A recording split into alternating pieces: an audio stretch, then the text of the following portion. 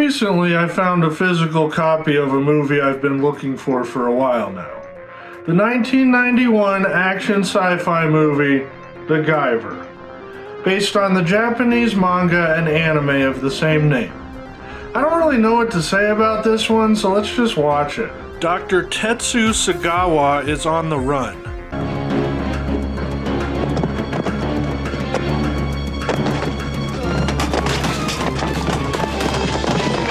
When he realizes he's going to be caught, he leaves a lunchbox containing some sort of tech next to some trash. He is indeed caught and challenged by Lisker, played by Michael Berryman from the original Hills Have Eyes.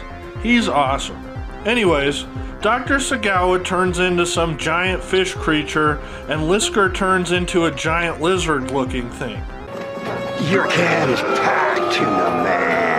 Lisker crushes the doctor's head, and for some reason one of his henchmen named Stryker keeps saying teriyaki sauce. Teriyaki sauce! Now we cut to an Aikido dojo where our antagonist Sean is a student. Wait, Aikido? Isn't that the super lame looking martial arts that Steven Seagal is always on about?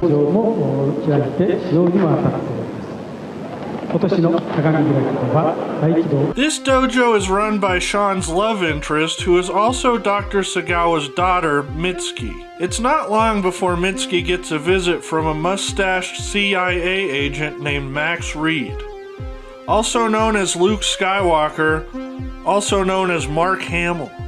You know the guy. I think we should talk. Privately. He breaks the news to Mitsuki that her dad was murdered by a giant lizard person. He asks her if she knows anything about something her dad was working on called the Guyver, but she doesn't. We now meet the villain of the story, Fulton Balkus, played by David Gale. He's most well known for Reanimator, in which he plays a severed head that has been brought back to life. There are actually several connections between this movie and Reanimator, but we'll get to those a little later. Balkus asks Lisker if he has the device. Lisker hands him a suitcase, but it only contains a toaster. What is this? Some sort of masochistic junk? You idiot! I'll have you slap yourself into oblivion if you don't find it! Lisker says he will track down the device. The next day, while riding his moped through an alley, Sean finds the strange device that Dr. Sagawa left in the trash. He puts it in his backpack and rides off. His moped dies, and a hooligan comes out of the darkness to harass him. The bike don't want to start? Hey man, watch out, I'll help you with that. Come on, man, get away from my bike. Whoa! Cool, Chili man, I'm just trying to help you out. This causes an entire group of ne'er-do-wells to start beating him up. Are there really groups of people that just hang out in alleyways waiting to beat people up?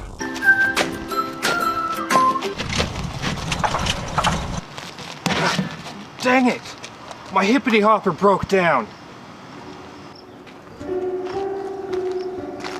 Picked the wrong alley to hop down, punk. I don't want any trouble, homeless guy. Yeah? Well, you found it. Give me all your prescriptions or your hippity hopper gets it. I don't have any prescriptions on me. You better stop.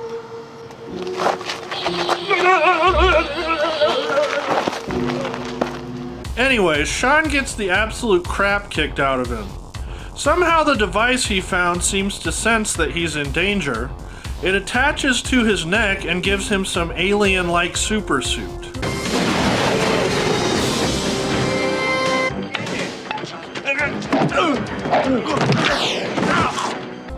Now I know what you're thinking. Giant monsters, super suits, martial arts? Isn't this pretty derivative of the Power Rangers? Well, yes and no. You see, this movie was released in 1991 and Power Rangers wouldn't premiere until 1993. However, the show that Power Rangers was based on and used footage from Super Sentai, has been around since 1975. So it's probably safe to assume that this movie was influenced in some way by the original Japanese version of the Power Rangers. On top of that, the director of the Guyver also directed an episode of Power Rangers Lost Galaxy. Lisker and his henchmen end up kidnapping Mitski. Sean and Max chase them to a warehouse where they transform into their monster selves. Lisker demands that Sean give him the Guyver, to which Sean replies, I am the Guyver.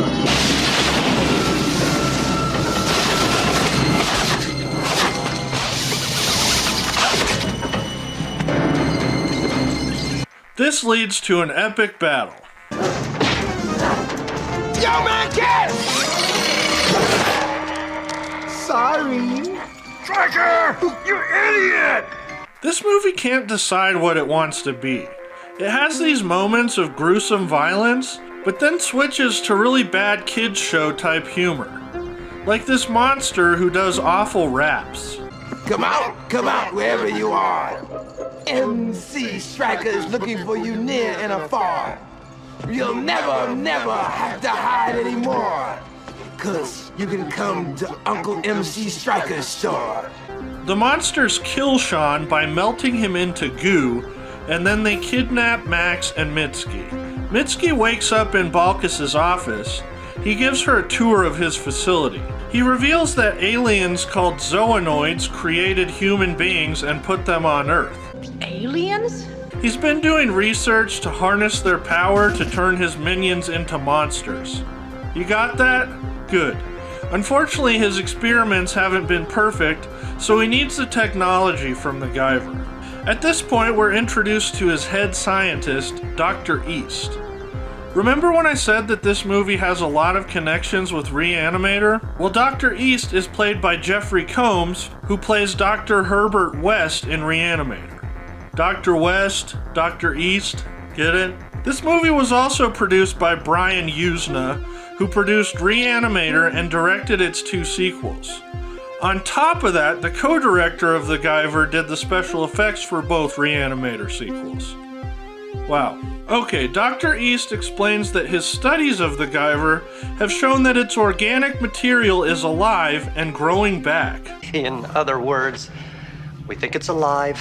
Could this mean that Sean is not actually dead? Max is imprisoned in some sort of tube-like thing. Oh hey, it looks like the Bacta tank. A fight breaks out and somehow one of the monsters swallows the Guyver. Said monster then gets cut open and Sean emerges from its stomach. Max is set free from his temporary prison and our 3 good guys run for it.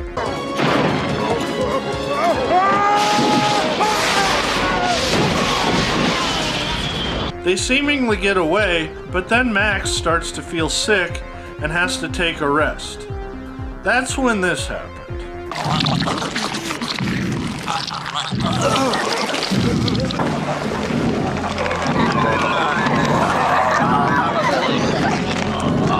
Sean, you've got to help. But what can I do? It's too late for me, but you've got to stop them. Max!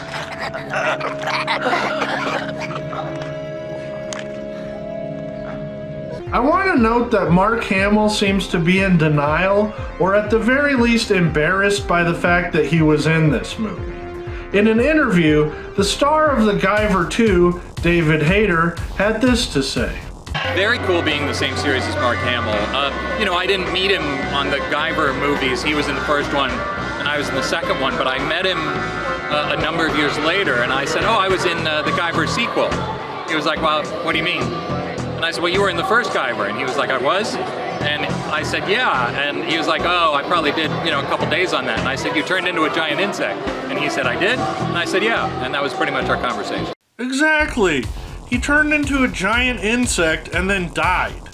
There's no way Mark Hamill just forgot about this. Remember when Mark Hamill said that the Luke Skywalker of The Last Jedi wasn't his Luke Skywalker?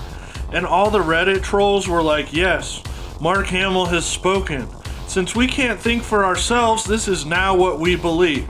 For a guy that acts like he's such an expert on fictional characters, Mark Hamill sure has been in some pretty silly roles. In Laserhawk, he stars alongside the kid from Free Willy and plays an alien named Bob Sheridan.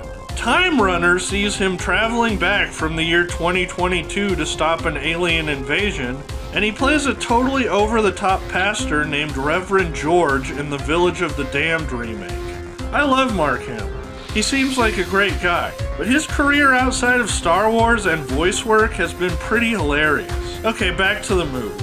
Sean quickly disposes of Balkus's monsters, but Balkus has a surprise of his own. He turns into a giant dragon-looking monster. This movie is pretty ridiculous, but those special effects are pretty awesome. Now, the Guyver is mine!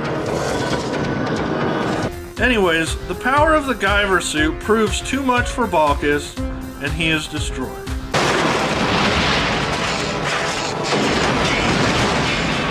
And Sean and Mitski live happily ever after. They've already forgotten that Mark Hamill died as a huge insect abomination. Wow, what a strange, wonderful little oddity. I love finding movies like this.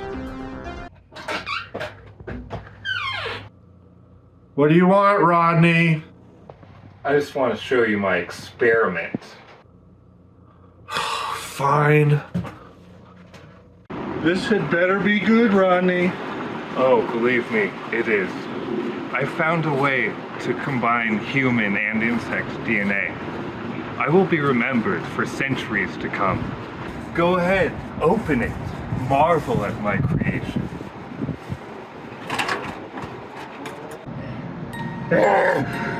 Kill me! Kill me! Gross! What kind of abomination is that? Ugh!